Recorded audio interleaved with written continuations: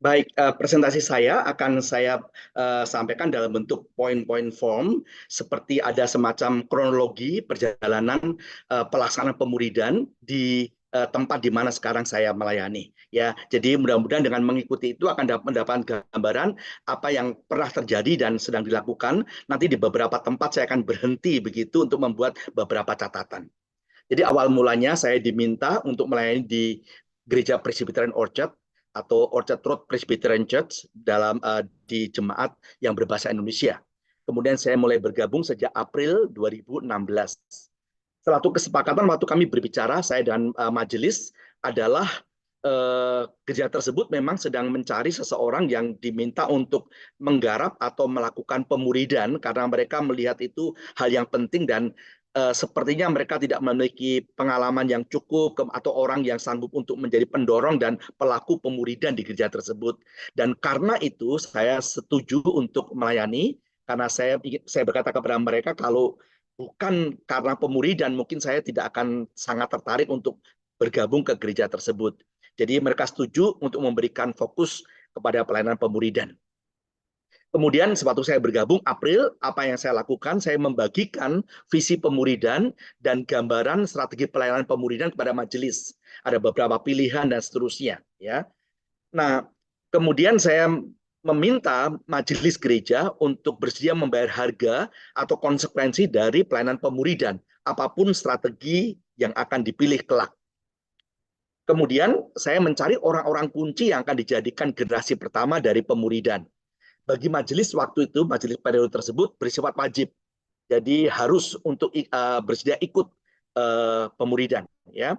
Kemudian saya juga melihat orang-orang tertentu dari berbagai komisi diambil 2 atau 3 orang, orang-orang kunci begitu. Nah, jadi sewaktu itu April saya memperoleh 25 orang, kemudian saya bagi dalam 5 atau 6 kelompok begitu untuk memulai pemuridan. Di tahap persiapan kami memutuskan untuk memakai bahan kambium dengan pertimbangan kurikulum ini relatif baik dan lengkap, masih bisa dikembangkan dan alat-alat bantu yang cukup lengkap dan saya sendiri cukup familiar dengannya. Ya. Kemudian memutuskan untuk semua peserta menyelesaikan seluruh bahan akar tumbuh buah. Jadi kambium itu dia punya stages akar tumbuh buah. Ya. Karena ada beberapa gereja yang memilih melakukan akar, kemudian menduplikasi akar dan sebagainya. Tapi kami putuskan akar tumbuh buah selesai, kemudian ada beberapa pemerlengkapan sebelum kemudian mereka diizinkan untuk membimbing orang lain. Nah, saya memiliki beberapa catatan dalam fase persiapan ini. Kuncinya adalah ditangkapnya tujuan dan strategi yang jelas. Kami bersama-sama memikirkan dan kalimat-kalimat yang kami pakai dipahami bersama apa itu pemuridan, visi pemuridan dan sebagainya, prosesnya, kemudian strateginya, formatnya dan seterusnya. Kemudian kunci lain yang saya lihat sebagai titik awal yang baik adalah melibatkan pemimpin gereja. Kenapa? Kalau pemimpin gereja tidak bersedia menjadi pelaku pemuridan, ini seperti melempar pesan bahwa pemuridan itu tidak penting. Jadi waktu kami melakukannya, semua majelis ya itu ikut dalam pemuridan. Kemudian investasi awal yang strategis, menemukan orang-orang kunci. Tadi adalah para pemimpin.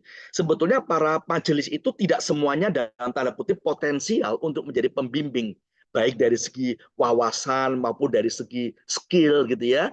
Namun mereka secara posisi itu strategis ya sebagai pembimbing. Dan kemudian mereka bersedia belajar. Nah, jadi waktu saya mengatakan kepada 25 orang ini, mereka akan menjadi kelompok awal.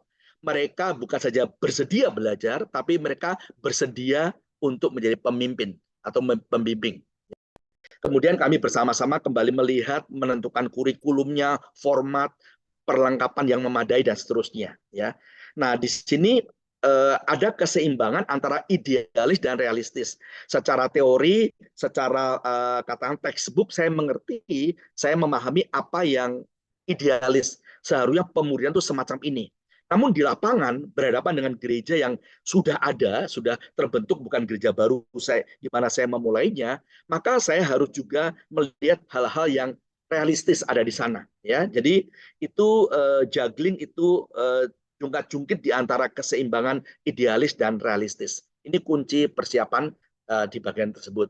Nah, ketika visi dan strategi sudah dibagikan dan dipahami, pemuridan kami langsung mulai. Jadi kami mulai April, Mei lah.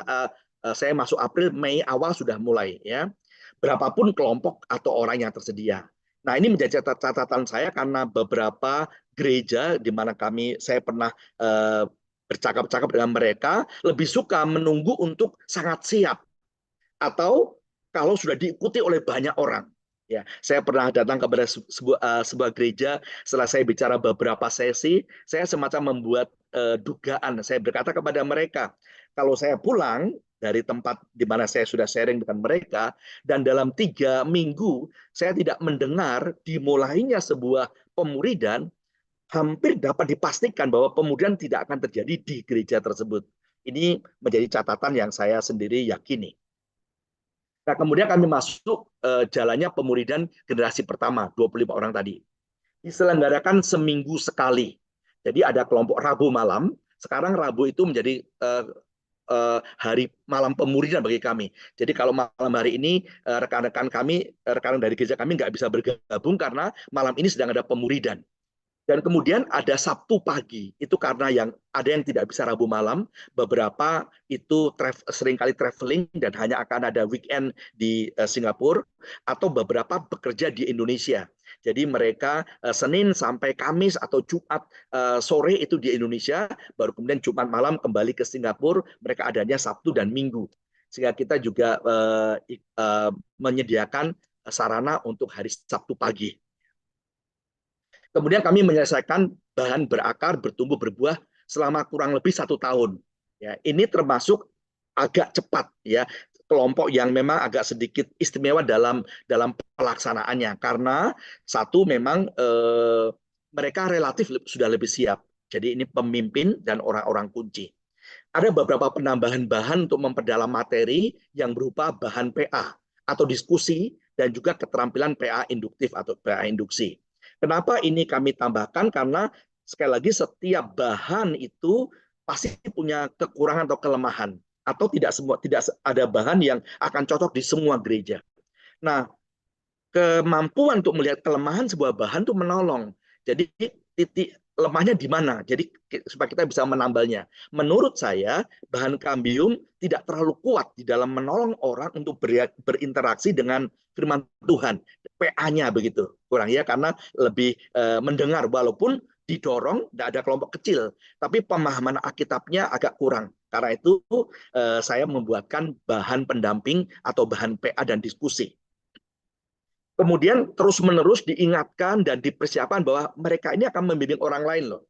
Ya, jadi terus-menerus diingatkan bahwa mereka ditolong untuk kemudian menolong orang lain. Nah, setelah 1 tahun, kemudian kita mulai, jadi selama 1 tahun itu hampir senyap. Tidak banyak orang tahu sedang terjadi pemuridan di GPO atau Gereja Presbyterian Orchard. Hanya para pemimpin, majelis, dan orang-orang kunci. Ya. Nah, kemudian tahun berikutnya kami membuat camp jemaat dengan tema pemuridan untuk memperkenalkan dan menawarkan pemuridan kepada jemaat. Dengan target awal masih para aktivis, pengurus komisi. Ya, jadi itu memakai camp jemaat temanya pemuridan, topik-topiknya adalah topik-topik pemuridan. Nah, kemudian dari camp itu yang berminat untuk ikut pemuridan itu 70 orang.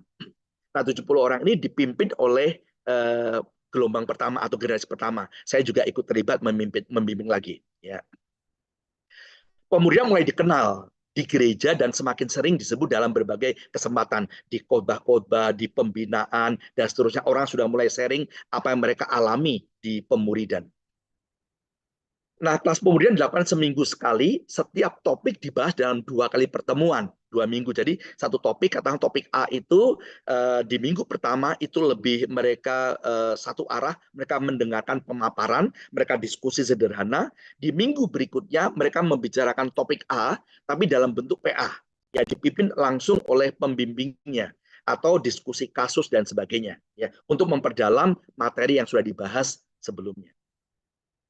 Untuk diskusi atau PA, kelompok boleh memilih waktu atau tempat sendiri. Jadi kalau yang minggu pertamanya itu di gereja bersama-sama 70 orang ya, itu bersama-sama, tapi minggu berikutnya kita sediakan tempat di gereja atau mereka boleh di Starbucks atau di McDonald atau di rumah begitu. Jadi mereka punya dan juga harinya bisa hari yang berbeda. Ya. Kalau ada anggota yang ketinggalan materi, diharuskan untuk mengejar ketertinggalannya, catch up class atau remedi. Karena dalam konsep pemuridan itu kurikulumnya itu linear, maka orang diminta untuk mengikuti semua dan tidak boleh ada yang ketinggalan. Ya. Nah, kemudian jadi generasi kedua ini berlangsung hampir 2 tahun kurang sedikit, begitu ya. Kemudian memulai generasi ketiga. Jadi sama prosesnya. Kenapa bisa 2 tahun? Karena sudah mulai ada beberapa penambahan topik atau kurikulum yang kami sisipkan di sana, begitu ya. Kemudian seperti biasa dari 70 orang ini diingatkan supaya mereka kemudian siap untuk membimbing generasi berikutnya. Di tahap ini bahan-bahan pelengkap dan tambahan berupa PA dan bahan diskusi sudah mulai dilakukan dengan lebih baik. Jadi sudah mulai ada bukletnya, begitu. Kemudian masukan dari mereka yang ikut pertama kali itu, apakah bahasanya mudah dipahami, cukup dalam atau terlalu sulit dan seterusnya. Setelah itu ada bahan lepas berupa pelatihan PA induksi, inductive Bible study. Jadi ada 3 genre yang kami latihkan, genre narasi, puisi, dan surat. Dilakukan dengan memberikan teori, kemudian misalnya saya memberikan teori minggu pertama, minggu kedua saya mengajak mereka praktek bersama-sama, kemudian minggu ketiga dikasih PR, mereka praktek dalam kelompok mereka. Jadi paling tidak itu 3 atau 4 kali pertemuan untuk satu genre, ya. Kemudian puisi dan juga surat. Tujuannya apa? Tujuannya untuk menambal skill PA yang mungkin pemahaman Alkitab yang tidak terlalu didapatkan dari materi atau bahan kambium. Kedua, ini mempersiapkan mereka nanti untuk ketika sudah selesai formal kurikulum kambium, mereka bisa PA seumur hidup dengan sudah dibekali dengan keterampilan-keterampilan ini.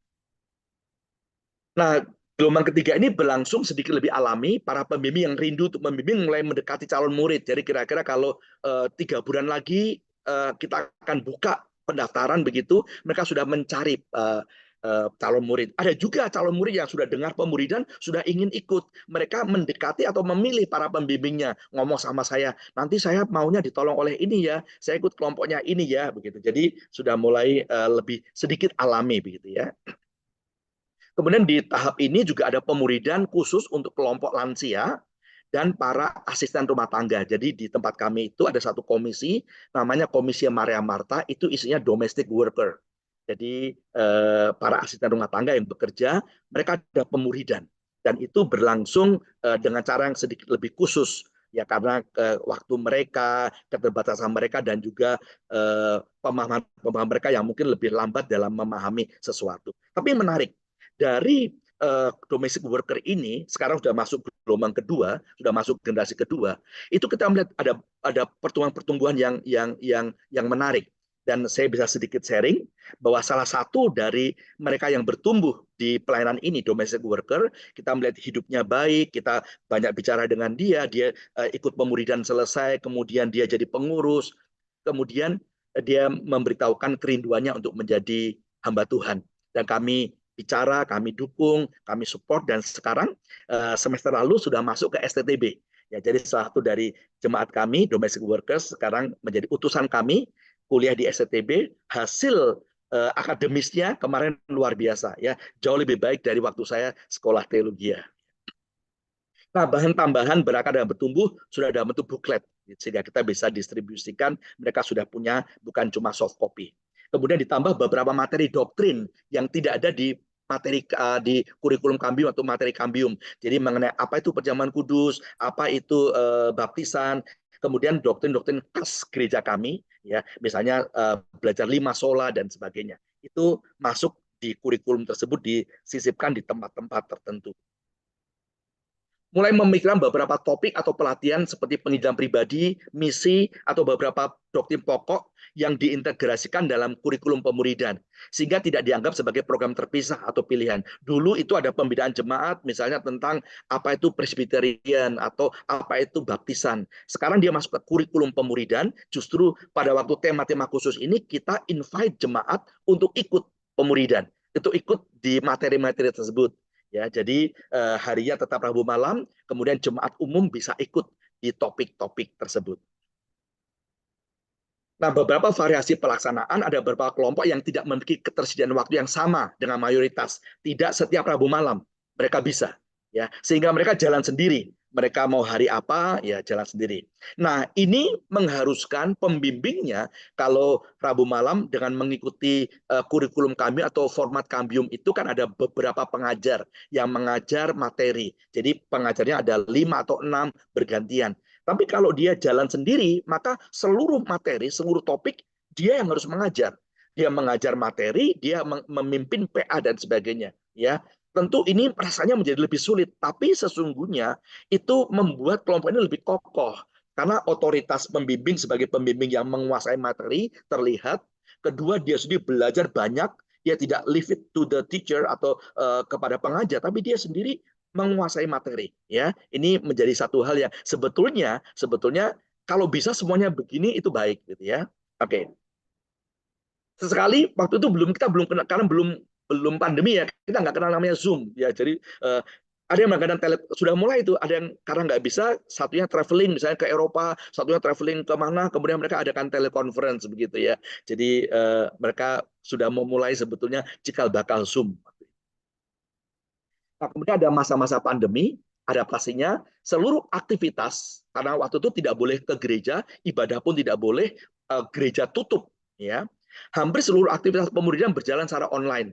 Termasuk waktu itu selesai mau masuk ke generasi keempat, ya generasi berikutnya, mau membentuk kelompok baru. Jadi mulai dari mempromosikan, mendorong orang untuk ikut, dan groupingnya itu ada di masa-masa pandemi. Ya, kami sempat berpikir, aduh efektif atau tidak. Tapi satu hal yang menguntungkan pemudian di gereja itu, mereka sudah sering ketemu, mereka sudah lama ketemu, udah puluhan tahun mungkin bersama-sama. Sehingga ketika kita mengadakan pembentukan kelompok baru, kita sebut nama kelompok orangnya ini. Mereka, oh ya, saya sudah tahu kok, ya sudah kenal begitu ya. Itu satu hal yang menguntungkan. Sehingga tidak ada kelompok yang benar-benar asing. Ya, itu pada waktu pandemi. Pertemuan informal terjadi ketika sudah mulai boleh datang ke gereja ya untuk ibadah, atau ibadah onsite. Dulu kalau di Singapura itu dulu boleh terima tamu itu dibatasi hanya 2 orang, setelah itu 4 orang, setelah itu 6 orang gitu ya. Nah, ketika sudah boleh terima tamu atau ketemu dalam jumlah yang relatif memungkinkan mereka bertemu, ada yang mulai ketemu secara tatap muka. Ketika aktivitas gereja sudah izinkan onsite. Nah, saya pikir ini menjadi persoalan bagi hampir semua gereja ya, termasuk ibadah hari Minggunya. Pilihan tetap online atau hybrid paling tidak itu lebih disukai. Mereka sudah 1 tahunan itu online, rasanya aduh kok enak ya pulang kantor. Kalau dulu itu teman yang Rabu malam sebelum pandemi itu, mereka kadang-kadang ke gereja itu sambil ya bawa sandwich atau apa ya, sambil makan dengan tergesa-gesa, kemudian ikut pemuridan. Ya jam 10 malam pulang dari gereja, mereka kejar bus dan sebagainya ya. Mereka katakan online lebih enak, lebih efisien, ya bisa sampai di rumah, mungkin makan dulu, kemudian kita bisa mulai, bahkan kalau mau lewat jam 10, jam 11, mereka kata nggak apa-apa, kan di rumah begitu ya. Jadi kita adakan online, tapi hybrid, maksudnya ada beberapa yang kita harapkan mereka tetap ketemu secara onsite. Namun harus diakui di tahap ini dalam evaluasi kami, kedekatan dan hubungan personal tidak mudah terjadi atau lama untuk terjadi karena kurangnya frekuensi kesempatan bertatap muka. Jadi mereka ya online begitu, hanya lihat ya. Namun diuntungkan sebetulnya karena mereka juga akan ketemu sewaktu mereka ibadah di gereja. Jadi tetap didorong agar ada pertemuan tatap muka walaupun tidak terlalu sering. Kami seperti mengharuskan dalam 1 semester selain online ada pertemuan tatap muka minimal sekali secara formal. Jadi harus ketemu tatap muka. Nah, beberapa catatan tentang pemuridan yang ideal. Pemuridan di GPO dilakukan dengan kurang ideal bila dibandingkan dengan keyakinan dan referensi literatur yang pernah dipelajari. Jadi tadi melihat pemaparan Pak Johan itu, bagaimana sih pemuridan itu secara step by step harusnya terjadi. Ya secara teori saya tahu ya, dan beberapa teman juga menangkap harusnya semacam itu. Namun yang dilakukan harus diakui tidak persis semacam itu. Ya, memang satu hal yang perlu dijadikan catatan atau kerugiannya kalau ya yang namanya ideal itu tidak pernah dilakukan dengan ketat dan tidak pernah dilakukan dengan cermat, maka contoh ideal itu tidak pernah terlihat. Jadi orang bertanya, sebetulnya gereja mana sih yang melakukan secara ideal, step by step-nya itu murni pemuridan terjadi? Ya, saya pikir itu menjadi kendala bagi kita untuk melihat contoh yang ideal. Ya, nah solusinya adalah atau yang saya pikirkan sebagai solusi paling tidak kerjakan yang realistis, sementara yang ideal itu terus dibicarakan, ya terus didiskusikan, terus digaungkan begitu. Jadi mereka mengerti, oh ya kita ini nggak ideal loh, harusnya seperti ini. Kemudian mereka mulai melihat bahwa ada hal yang belum mereka lakukan atau tidak mereka lakukan. Sambil berjalan terus menambal dan menambahkan yang ideal. Ya sebetulnya secara kurikulum itu sudah juga dilakukan dibanding seperti generasi pertama 1 tahun.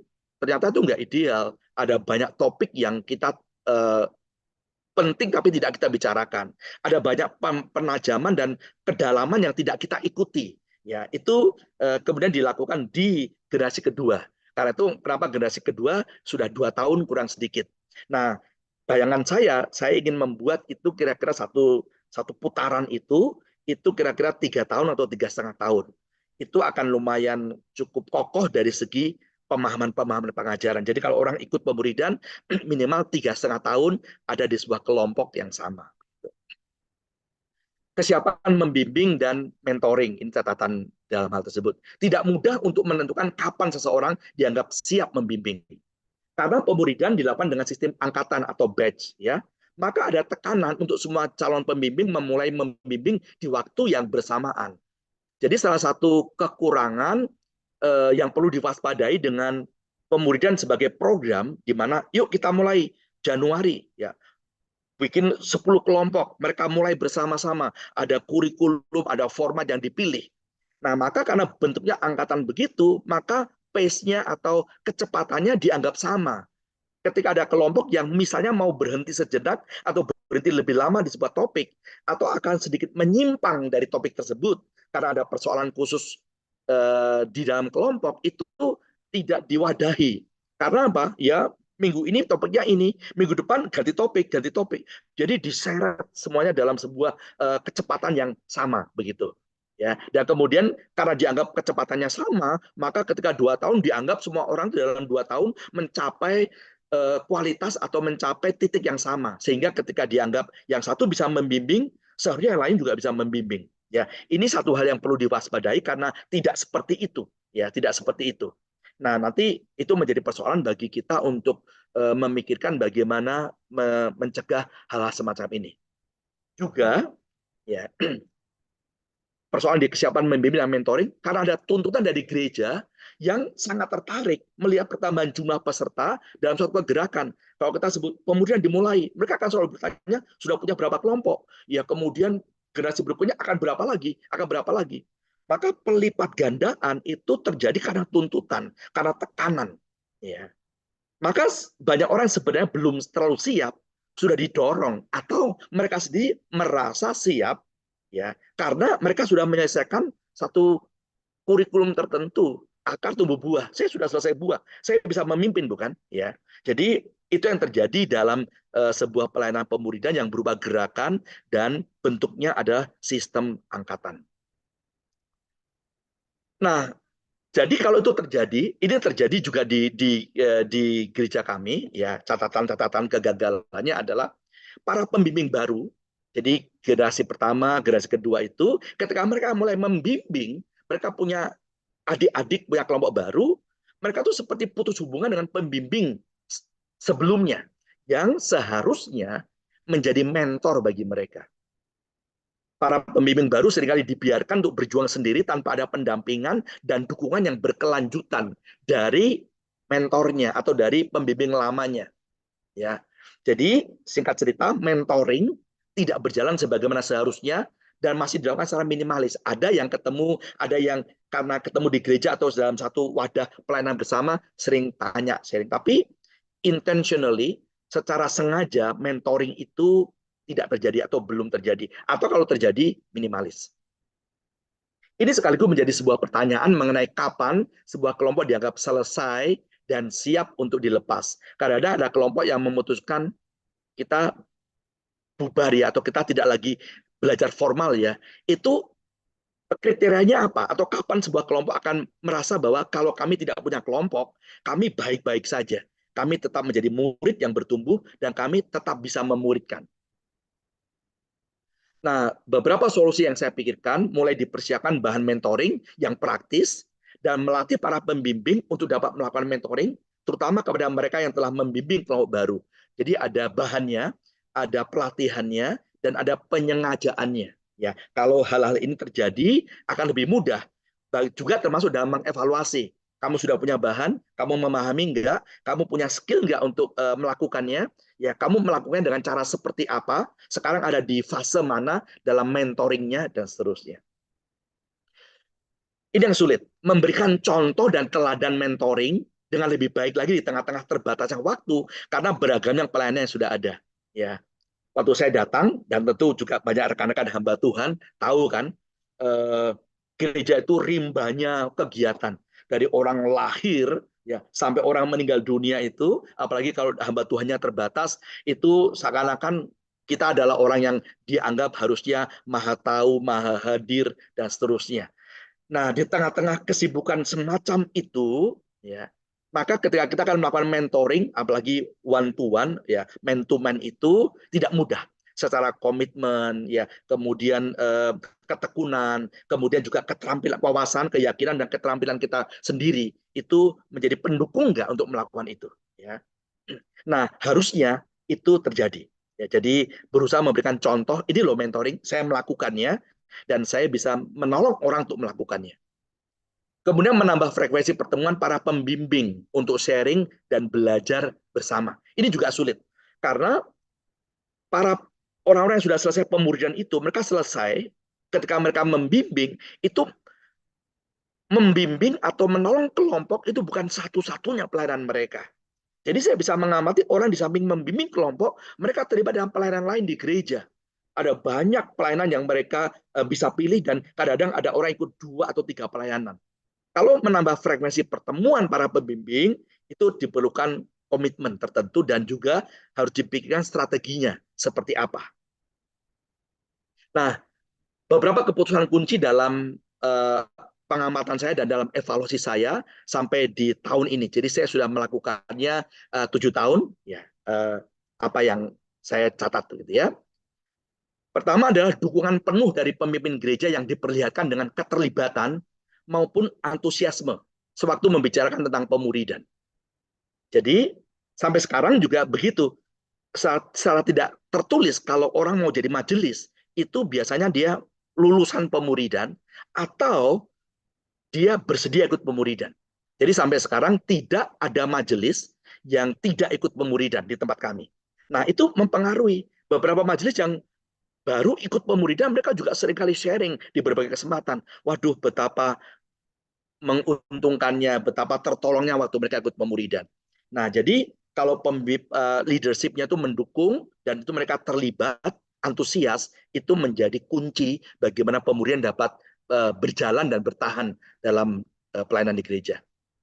Hal-hal mengenai pemuridan harus terus dibagikan secara rutin kepada pemimpin gereja. Apalagi dalam model kami Presbyterian itu akan ada majelis turun, majelis naik, majelis baru begitu ya. Jadi ada semacam visioning, sempat terhenti, saya akan mulai lagi di Januari ini. Jadi kalau kami rapat majelis itu ada istilah renungan, ya, renungan awal sebelum rapat majelis. Nah, saya tadi kepikiran untuk bolehlah kita memakai buku, jadi misalnya Discipleship atau Simple Church, satu chapter oleh mereka yang membawakan renungan. Jadi biasanya hamba Tuhan atau penatua begitu, mereka diminta membaca, membuat summary dan memberikan komentar kepada satu bab dari buku pemuridan. Jadi di gereja pemimpinnya akan terus mendengar, terus digaungkan tentang pemuridan. Diadakan beberapa pertemuan raya seluruh anggota pemuridan maupun pertemuan khusus pembimbing.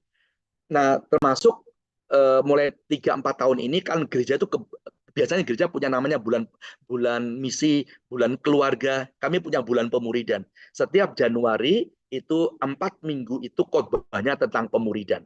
Jadi mulai digaungkan kepada semua jemaat. Pertemuan raya tanggal 3 Februari, besok akan ada pertemuan raya seluruh yang pernah ikut pemuridan, yang sedang ikut maupun jemaat diundang untuk menjadi arena promosi juga ya. Itu biasanya 2 sesi sambil ramah tamah di gereja. Terus mempersiapkan orang-orang yang sanggup menangkap visi, memahami, wawasannya cukup ya, menghidupi visi karena dia punya conviction atau punya keyakinan, dan dia menjaga visi demi keberlangsungan pemuridan. Jadi diharapkan bahwa visi itu di passing down, diteruskan ke bawah supaya gereja terus melakukan perkara ini. Komitmen yang tinggi, ketekunan dalam pelaksanaan, serta kesediaan membayar harga. Jadi kadang-kadang orang sudah berkomitmen pun kadang-kadang hasilnya tidak seperti yang diharapkan. Nah, maukah orang bertekun ketika hasil itu sepertinya, aduh, banyak sekali tantangan. Baik itu dari dalam gereja, ada saja orang-orang yang mengatakan tidak penting, tidak harus ikut. Dan celakanya kadang-kadang di level lapangan, di faktanya itu ada hal-hal yang sulit kita komentari. Misalnya, ada yang mengatakan demikian, itu orang itu ikut pemuridan, itu wataknya juga masih begitu, ya masih troublemaker, masih marah-marah gitu ya, itu ikut pemuridan. Sementara ada orang mengatakan dia nggak ikut pemuridan, dia juga tidak jadi masalah, dia orangnya juga baik-baik saja. Wah, itu menjadi hal yang menarik untuk kita diskusikan. Kadang-kadang jawaban saya sederhana. Kalau mereka berkata itu ikut pemuridan, kok hidupnya masih juga troublemaker, saya katakan begini, itu ikut pemuridan saja masih seperti itu hidupnya. Coba kalau nggak ikut pemuridan, bisa bayangkan seperti apa, gitu ya. Sebaliknya kalau mereka kata itu baik-baik saja ikut pemuridan, tidak ikut pemuridan, saya katakan hidupnya sudah baik tanpa ikut pemuridan. Coba bayangkan kalau ikut pemuridan akan seperti apa Tuhan memakai dia dengan lebih baik lagi, ya. Tapi itu persoalan, dan saya sedang membaca satu buku How People Change, mudah-mudahan bisa dilihat ya, dari Timothy Lane dan Paul David Tripp. Ini menolong untuk melihat bagaimana sih sebetulnya orang itu berubah, bagaimana orang itu bertumbuh. Sebetulnya halangan-halangan apa yang buat orang bertumbuh walaupun sudah ikut pemuridan. Ya. Beberapa keputusan kunci adalah tidak atau jangan terlalu mudah untuk menurunkan standar ideal. Ini dengan antisipasi bahwa dalam pelaksanaannya biasanya standar akan sedikit turun. Jadi mulai dengan yang idealis, nanti dia akan turun sedikit, nggak apa-apa. Kita inginnya, kita berusaha 9, dia turun ke 6. Daripada kita mulai dengan 6, dia akan turun ke 4. Tidak menyingkirkan mereka yang belum terlibat dalam pemuridan. Karena itu, tadi saya katakan antara idealis dan realistis. Kalau mau idealis, supaya orang fokus kepada pemuridan, kita harus cut. Karena orang tidak punya waktu untuk prioritas, tidak bisa fokus karena ada banyak pesaing, kompetitor kegiatan. Maka idealnya ya kompetitornya dihilangkan. Tapi tidak semudah itu, ya. Kalau kita hilangkan komisi, kita hilangkan persekutuan wilayah, bagaimana orang yang mengatakan saya tidak akan ikut pemuridan? Tapi kalau nggak ada yang lainnya ya sudah, saya nggak ikut apa-apa. Jadi masih ada beberapa forum sarana pembinaan yang tetap dipertahankan. Walaupun kita atur frekuensinya, kita atur tujuannya untuk apa. Jadi kita harapkan orang-orang yang tidak ikut pemuridan pun masih cukup nyaman untuk merasa ya saya belum ikut pemuridan, tapi saya so-called tidak tersingkirkan dari gereja. Itu yang perlu kita jaga. Pemuridan tidak dibuat dan diletakkan sebagai salah satu komisi atau bidang sehingga tidak memberikan kesan sebagai salah satu aktivitas yang bisa dipilih di antara sekian banyak pelayanan komisi. Jadi pemuridan itu tidak sejajar dengan paduan suara atau dengan komisi anak atau guru sekolah minggu atau tim perkunjungan. Enggak. Kalau begitu, kalau dibuat seperti itu, maka orang berkata, saya nggak ikut paduan suara. Nggak apa-apa kan? Saya nggak hobi nyanyi. Orang bisa berkata, saya nggak ikut pemuridan. Nggak apa-apa kan? Saya nggak hobi pemuridan. Pemuridan hanya untuk mereka yang ikut pemuridan. Tidak. Tapi terus Ya, 2 menit lagi ya Pak ya. ya baik. Ya. Pelayanan pemuridan ada dalam supervisi langsung dari hamba Tuhan dan majelis bidang pembinaan sehingga memiliki kedudukan seperti katekisasi. Jadi semua orang harus ikut. Tantangan meyakinkan pemimpin gereja bahwa pelayanan pemuridan walaupun dimulai dengan sederhana akan membangun pelayanan yang lebih kokoh. Mendorong para pemimpin gereja menjadi generasi pertama dan orang kunci sehingga hierarki gereja cukup sejajar dengan pola kepemimpinan di pelayanan pemuridan. Jadi tantangannya bagaimana supaya majelis ikut.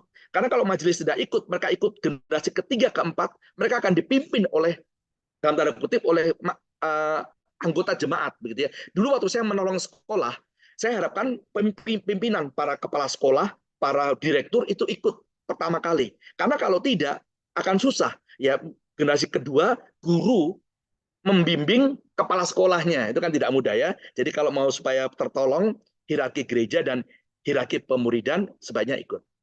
Kesediaan untuk mengubah prioritas. Ada banyak kegiatan dan kesibukan lain yang dapat menjadi kompetitor. Mereka bersedia untuk mengubah prioritas atau tidak. Ya, ini tantangan.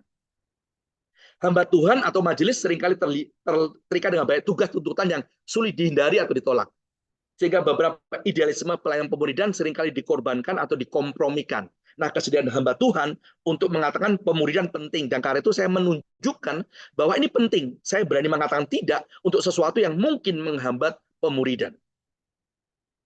Terjadinya pergantian pemimpin, majelis atau hamba Tuhan, bisa saja hamba Tuhan berikut yang mengatakan ini bukan, kami tidak cocok atau saya tidak terlalu tahu, saya punya gagasan tertentu, gagasan lain, dan kemudian mereka mengubahnya. Jadi salah satu syarat sekarang, hamba Tuhan yang akan masuk atau akan dipilih atau diminta bergabung adalah hamba Tuhan yang memiliki keyakinan pemuridan, memiliki pengalaman kalau bisa, tapi kalau tidak mau belajar pemuridan. Oke, ini Edmund Cha berkata, apakah suatu gereja berharap menghasilkan murid, adanya kejelasan kepemilikan visi, adanya saran strategis, dihasilkan kedewasaan dan pelibatan rohani. Ini menjadi cek atau alat evaluasi bagi kami. Yang ini tidak terlalu penting. Oke, jadi itu yang bisa saya bagikan tentang apa yang sudah dan sedang kami lakukan. Sekarang saya sedang mengumpulkan catatan-catatan kegagalan. Jadi saya pikir mungkin ya catatan saya tentang kegagalan lebih banyak daripada keberhasilan yang saya lakukan. Terima kasih.